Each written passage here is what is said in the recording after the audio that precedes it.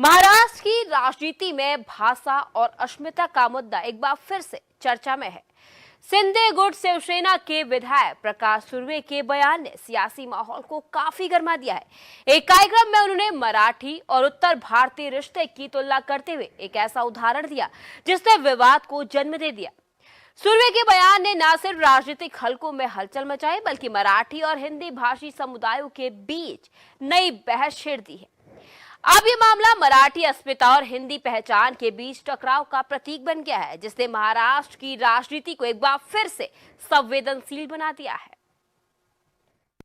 मुंबई के मागाठाणे विधानसभा क्षेत्र में आयोजित एक सार्वजनिक कार्यक्रम के दौरान शिवसेना के विधायक प्रकाश सुर्वे के बयान ने राजनीतिक हलचल मचा दी। मंच से बोलते हुए उन्होंने कहा, मराठी मेरी माँ है लेकिन उत्तर भारत मेरी मौसी है। माँ मर जाए तो चलता है लेकिन मौसी नहीं मरनी चाहिए। ये टिप्पणी सुनते ही वहाँ मौजूद लोगों में खामोशी छा गई और कुछ ही घंटों में वीडियो सोशल मीडिया पर तेजी से फैल गया। देखते ही देखते ये मुद्दा मराठी बनाम उत्तर भारतीय भावना से जुड़ गया। विपक्षी दलों ने इसे अपमानजनक बताते हुए सुर्वे के खिलाफ कार्रवाई की मांग की, जबकि सत्ता पक्ष ने इसे भावनाओं की गलत व्याख्या कहा। राजनीति में भाषा और क्षेत्रीय पहचान हमेशा से संवेदनशील विषय रही है। राज ठाकरे की मनसे और बाल ठाकरे की शिवसेना दोनों ने मराठी मानूस के मुद्दों को अपनी राजनीति की पहचान बनाया। ऐसे माहौल में शिंदे गुट के विधायक प्रकाश सुर्वे का बयान पार्टी के लिए मुश्किल स्थिति लेकर आया। उनके बोलते ही विपक्ष ने इसे मराठी अस्मिता पर चोट बताया। उद्धव ठाकरे गुट, कांग्रेस और मनसे ने एक सुर में सरकार पर निशाना साधा। राज ठाकरे के बेटे अमित ठाकरे ने कहा कि माँ और मौसी की तुलना करना मराठी जनमानस के प्रति अपमान है। सोशल मीडिया पर भी ये बयान गुस्से और नाराजगी का कारण बन गया।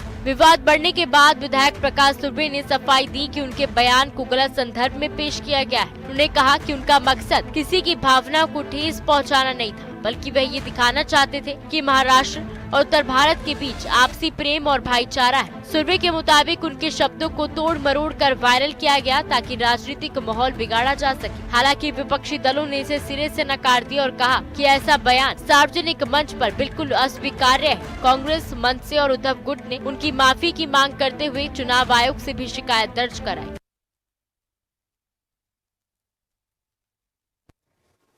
अब भाषा और क्षेत्रीय पहचान की राजनीति महाराष्ट्र की सियासत का पुराना अध्याय है, जो हर कुछ समय बाद नए रूप में सामने आ जाता है। हालिया बयान ने मराठी बनाम बहारी की बहस को एक बार फिर से महाराष्ट्र में जिंदा कर दिया है। मुंबई और आसपास के इलाकों में जनसंख्या संतुलन लगातार बदल रहा है, जिससे मराठी मतदाता खुद को उपेक्षित महसूस करता है। कई चुनावों में यह असंतोष निर्णायक भी साबित हुआ है। मौजूदा बयान ने राजनीतिक हलकों में एक बार फिर से हलचल मचाई है और अब सभी की निगाहें इस बात पर है कि आने वाले समय में इसका असर सत्ता समीकरणों और साथ ही जन भावनाओं पर कितना गहरा पड़ सकता है। महाराष्ट्र में मराठी मानूस की राजनीति की शुरुआत 70 के दशक में हुई, जब बाल ठाकरे ने मराठी पहले का नारा दिया था। उस दौर में उत्तर भारत से बड़ी संख्या में आए मजदूरों और कर्मचारियों ने मुंबई की सामाजिक और आर्थिक बनावट को बदलना शुरू किया था।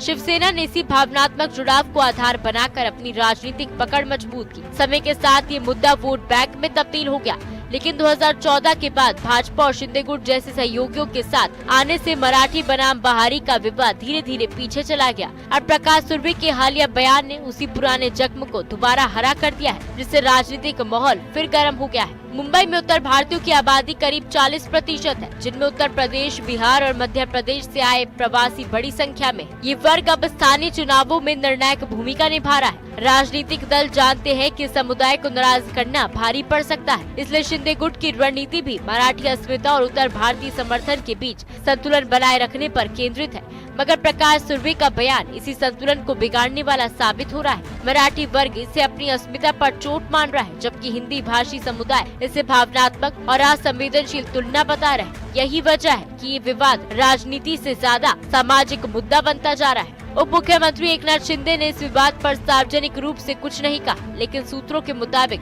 उन्होंने अपने विधायकों को सख्त चेतावनी दी है कि जनता की भावनाओं से जुड़े मुद्दों पर बयान देते समय संयम रखें। उन्होंने कहा कि महाराष्ट्र की एकता और विविधता पार्टी की प्राथमिकता है और किसी भी बयान से उसका नुकसान नहीं होना चाहिए।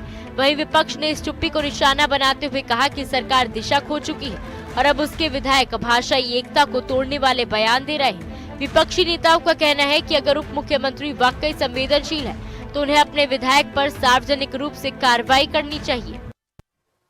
अक्सर राजनीति में बोले गए जो शब्द होते हैं वो कई बार लंबे समय तक असर छोड़ते हैं। प्रकाश सुर्वे के बयान ने भी कुछ ऐसा ही किया है, जिससे मराठी अस्मिता और हिंदी भाषी भावनाओं के बीच एक नई बहस को जन्म दिया है।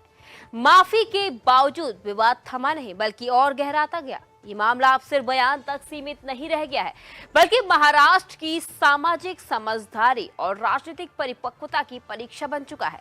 सत्ता, समाज और सियासत तीनों ही इस मुद्दे पर अपनी स्थिति स्पष्ट करने को मजबूर है। इस पूरे घटनाक्रम से कई नए सवाल भी उभर कर अब लोगों के सामने नजर आ रहे हैं।